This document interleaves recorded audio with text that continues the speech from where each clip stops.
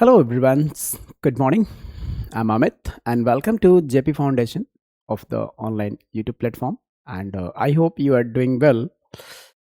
And just last thing, when we are talking about class 9 to be completed all the topics of chapter first. I hope so. You are all aspirants can understand all topics clearly. At the last, we can discuss today about as chromosomes and cell division. This is the last topic. Remaining ones cell organelles, that is the ribosomes, we can discuss later on. Okay, तो आप चीज़ों को देखते हैं, समझते हैं और आपका मैं दिल से धन्यवाद करता हूँ, शुक्रिया करता हूँ कि जो भी एस्पिरेंट्स मुझे इतना सपोर्ट करते हैं ना, मतलब मैं चाहूँगा कि उनके जो फाइनल रिजल्ट्स आए क्लास 9th के, वो बोले कि यार कुछ भी हो, बायोलॉजी सेक्शन ने मेरे को अच्छे से मार्क्स दिलाया जिसकी वजह से मेरा परसेंटेज 90+ चला गया। और मैं तो ये कह सकता हूँ या फिर मैं इतना कहना चाहूँगा कि जो भी एस्पिरेंट्स अगर इस चीज़ों को बखूबी करते हैं ना तो 90+ तो जाने वाले, उसमें कोई डाउट नहीं है। जहाँ से भी क्वेश्चन होगा ना वो सब कुछ आपको मैंने इस नोट्स में, प्रॉपर नोट्स में दे रखा है। और रही बात एनसीईआरटी के क्वेश्चंस की, तो मैं वो भी आपको प्रोवाइड करा दूंगा, ठीक है। उससे रिलेटेड जितने भी एक्स्ट्रा क्वेश्चंस होंगे ना वो भी आपको दे दूंगा। तो टाइम को वेस्ट नहीं करना है, फटाक से इसके ऊपर चलना है। देखिए, एक आप सबके लिए क्यों रखा हुआ है यहां पर, ठोकरे खा के भी ना संभले तो मुसाफिर का नसीब है।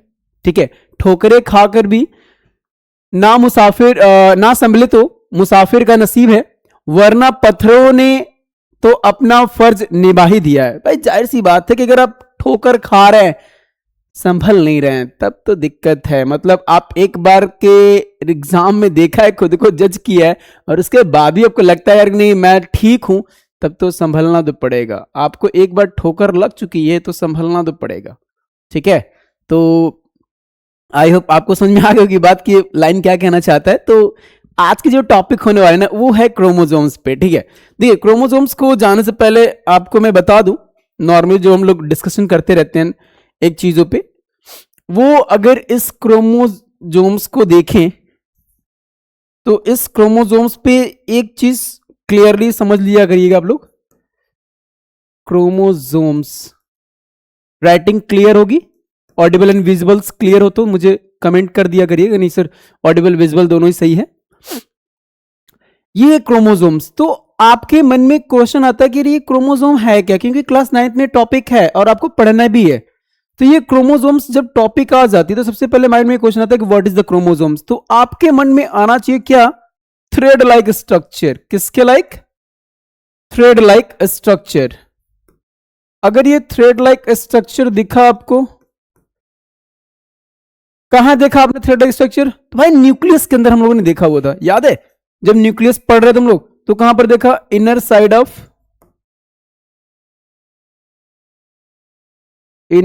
ऑफ न्यूक्लियस, ठीक है।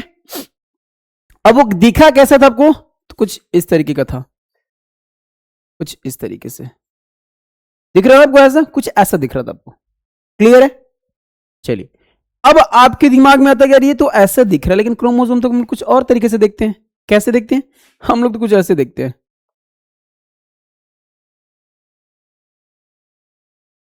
दैट इज द क्रोमोसोम्स, ठीक है। देखो ये और ये, मतलब ऊपर के जो दोनों आर्म आपको दिख रहे हैं, आपको दोनों आर्म दिख रहे हैं, इसको क्या बोलेंगे हम लोग, सिस्टर क्रोमैटिड्स बोलते हैं। क्या बोलते हैं, सिस्टर क्रोमैटिड बोलते हैं। इसको क्या बोलते हैं, तो भैया सेंट्रोमियर बोलते हैं, सेंट्रोमियर बोलते हैं। लेकिन एक अपर और एक लोअर जो आर्म आपको दिख रही है, इसको क्या बोलते हैं, नॉन सिस्टर क्रोमैटिड्स बोलते हैं। क्या बोलते हैं, नॉन सिस्टर क्रोमैटिड बोलते हैं, ठीक है। क्लियर होगी इतनी बात। दूसरी चीज देखिए,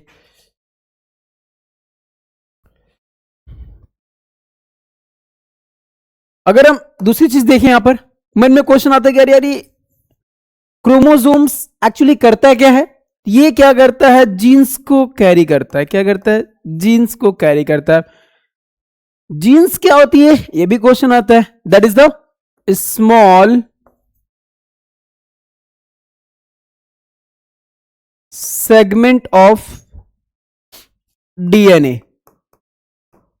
That is the small segment of DNA that transfer from parents to their offspring. ये जीन्स होती हैं। अब फुल फॉर्म पूछता है, what is the stand for DNA? DNA क्या होता है भाई? Deoxy ribo nucleic acid. तो एक क्वेश्चन होता है कि आरएनए क्या होता है?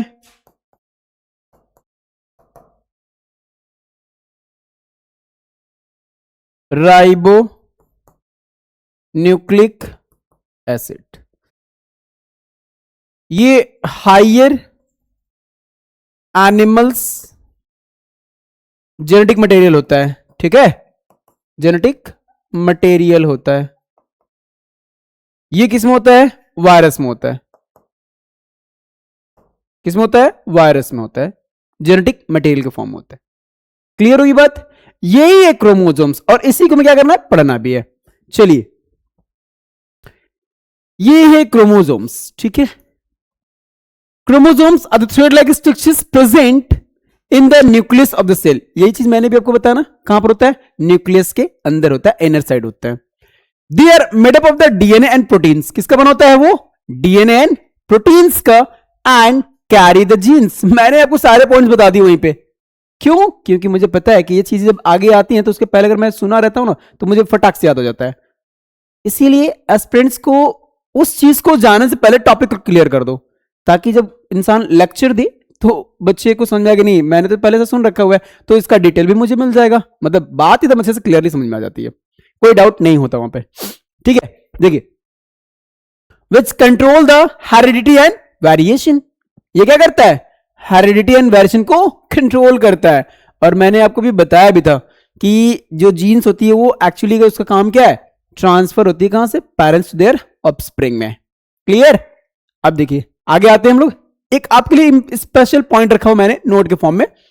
Chromosomes carry genetic information from parents to offspring.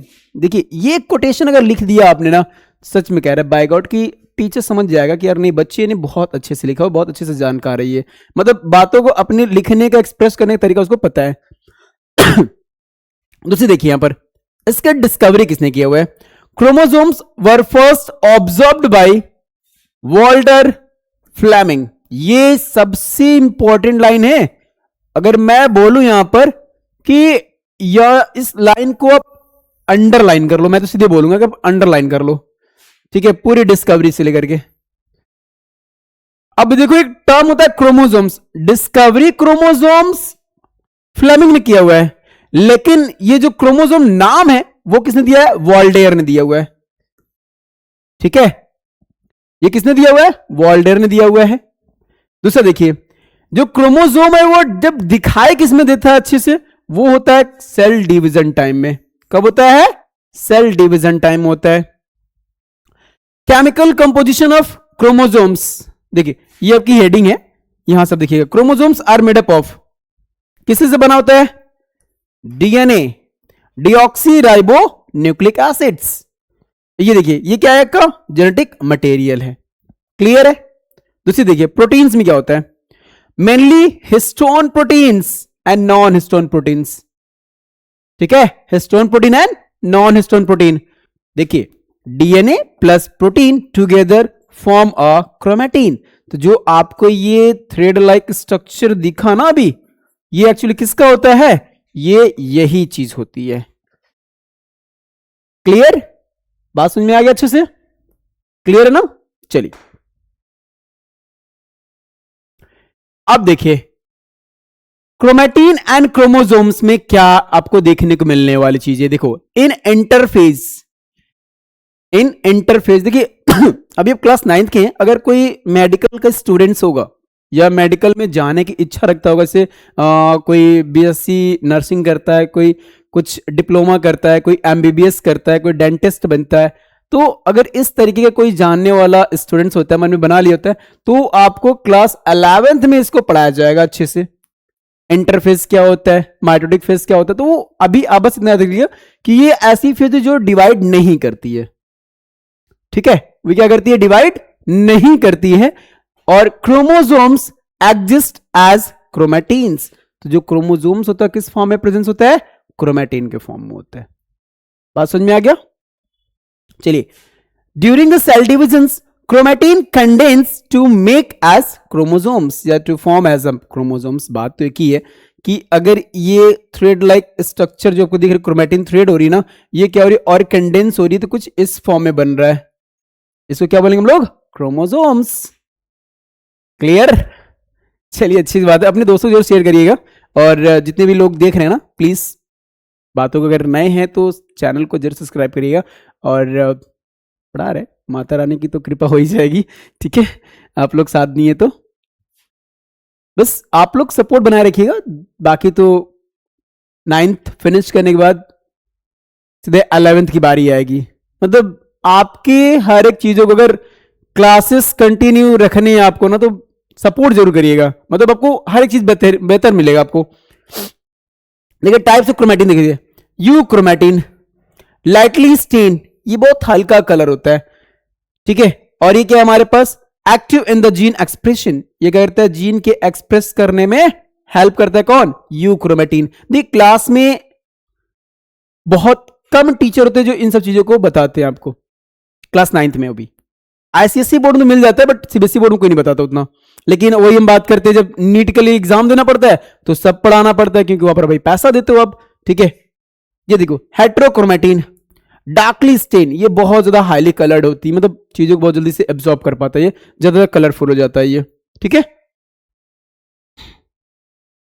ये है आपका स्ट्रक्चर, किसका है, क्रोमोसोम्स का। देखिए, मैं आपको यहां पर नाम लिख दे रहा हूं अच्छे से, जो आपको विजिबिलिटी हो जाएगी यहां पे। ये कलर ज्यादा सही रहेगा।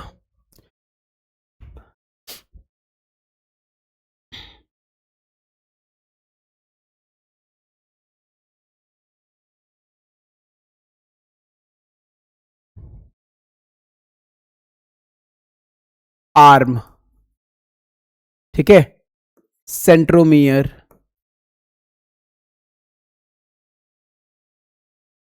क्रोमैटिड,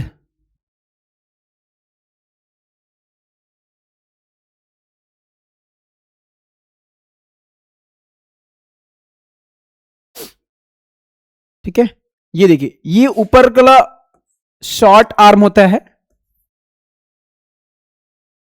शॉर्ट आर्म होता है, और नीचे का लॉन्ग आर्म होता है।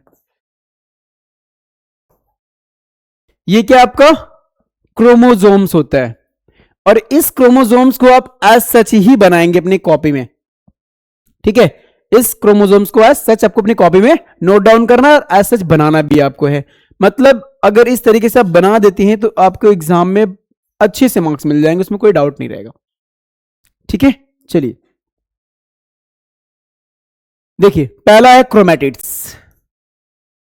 Each chromosomes has two chromatid join together, मतलब जितने भी क्रोमोसोम्स होते हैं ना, उसमें क्रोमैटिड्स कितने, दो, जो मतलब बाई लोब्ड होती है, मतलब कैसे कि ये दिस वन क्रोमैटिड्स दो होती हैं, पेयर की होती है। Each chromatids contain one DNA molecules, तो इसमें क्या होता है, एक डीएनए के मॉलिक्यूल्स भी प्रेजेंस होते हैं। अब ये कोई नहीं बोलेगा सर ये डीएनए कहां पाया जाता है। ठीक है, लेटर में कोई डिस्कशन नहीं होगा यहां पर अब, क्योंकि मैंने आपको एक एक चीज को बताया यहां पर। दूसरी चीज, centromere, narrow region joining the two chromatids. ये आपको दिख रहा है, आपको ऊपर ब्रॉडर दिख रहा है, बट यहां पर दिख रहा है नैरो, दिख रहा है भाई। यहां पर क्या है, सेंट्रोमेयर होता है। इस चीज को क्या बोलते हैं हम लोग, सेंट्रोमेयर, जिससे क्रोमैटिड्स ज्वाइन करता है।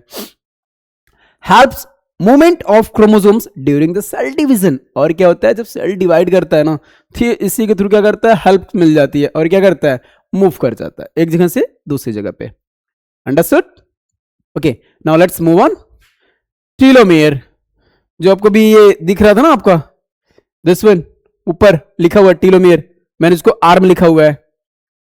ठीक है, present both end of the chromosomes, ये क्रोमोसोम्स के जस्ट अपर एंड्स पे ये लो जो पोर्शन दिख रहा है आपको, ये टीलोमियर्स कहलाता है। प्रिवेंट्स क्रोमोसोम्स डैमेज, ये क्या करता है, इसको डैमेज होने से बचाता है, इसीलिए इसको टीलोमियर कहा जा रहा है। क्लियर? एक तो अपर एंड में पाया जाता है। Genes located on the chromosomes, कहां प्रेजेंस होता है, क्रोमोसोम्स प्रेजेंस होता है भाई। Control the traits like height, eyes colour, blood groups.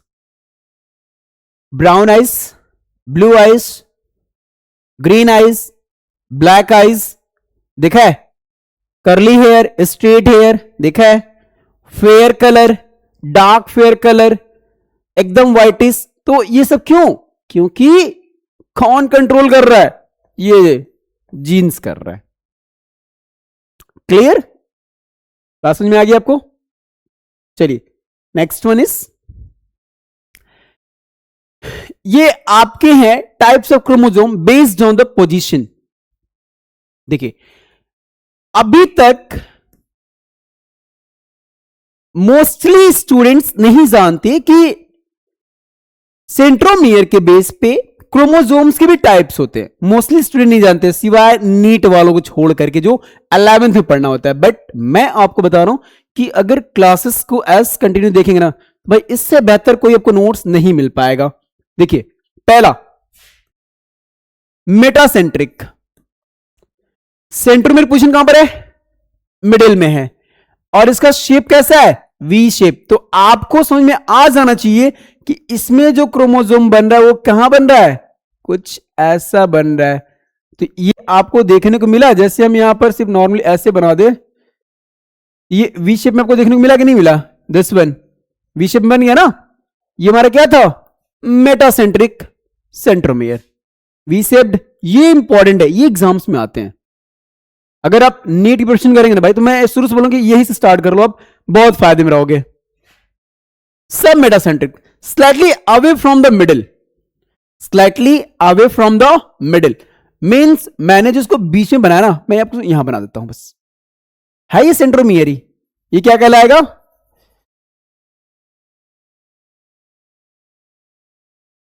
क्या कहलाएगा, ये सब metacentric chromosomes. Acrocentric, near one and, देखिए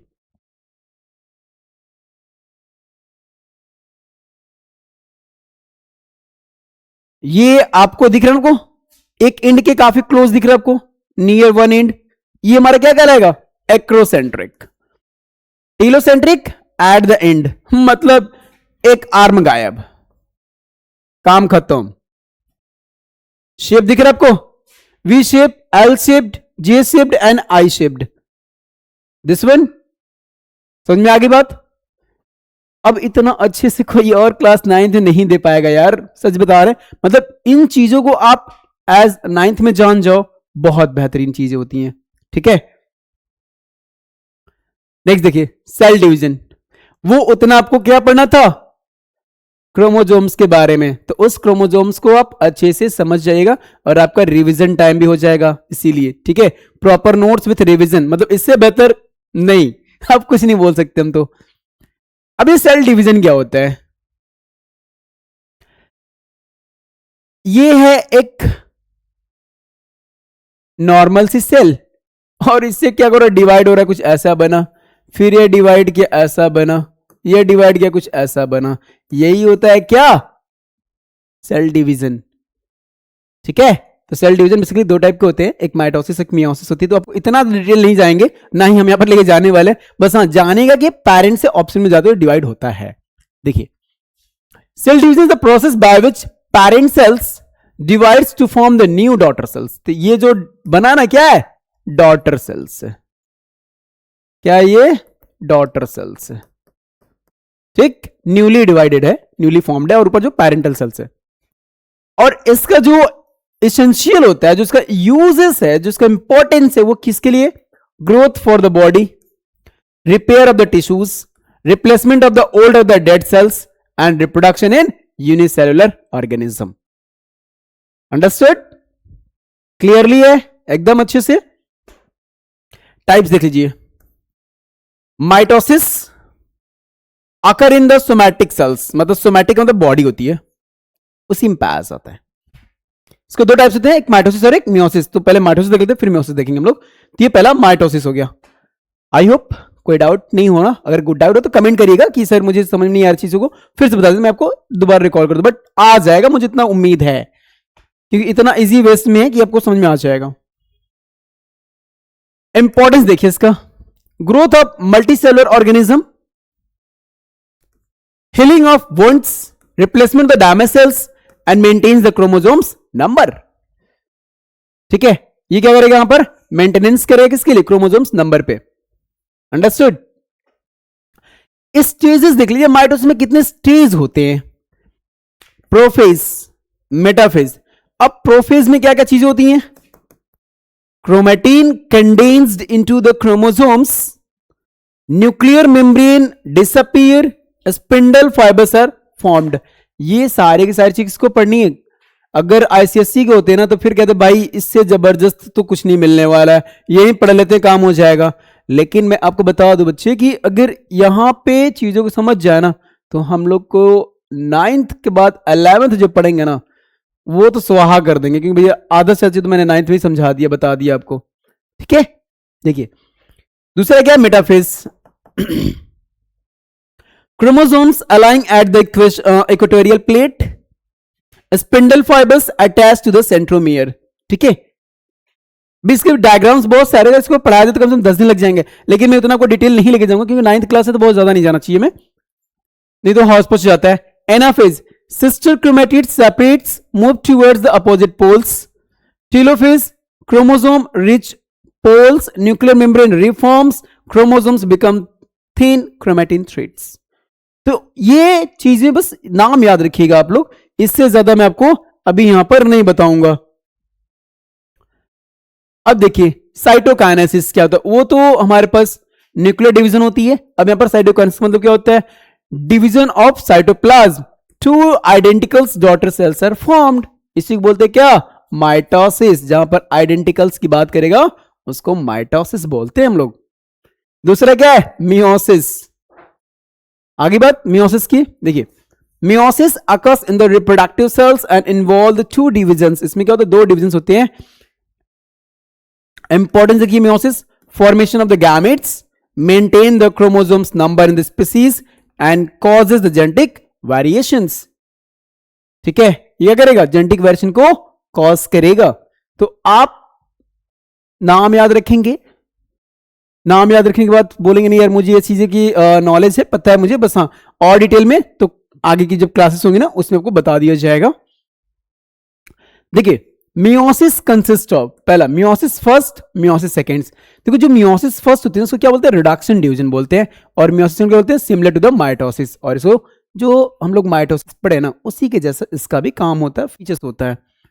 देखिए माइटोसिस और मियोसिस दोनों का डिफरेंस याद रखिएगा।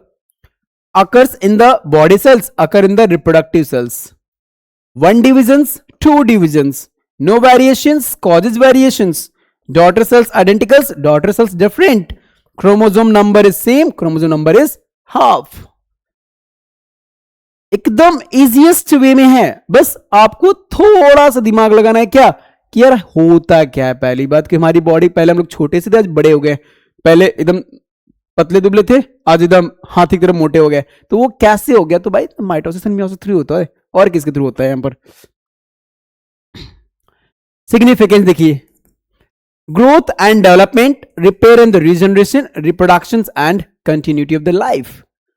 ये था हमारा क्या, सेल डिवीजन। ऑलमोस्ट आपको एक चीज मैंने बता दिया कि अगर क्रोमोसोम से क्वेश्चन आता है, क्रोमोसोम से क्वेश्चन आता है तो आपके माइंड में आ जाएगा सबसे पहली बात कि हमारे बॉडी में नंबर ऑफ क्रोमोसोम्स कितने, 46 होते हैं।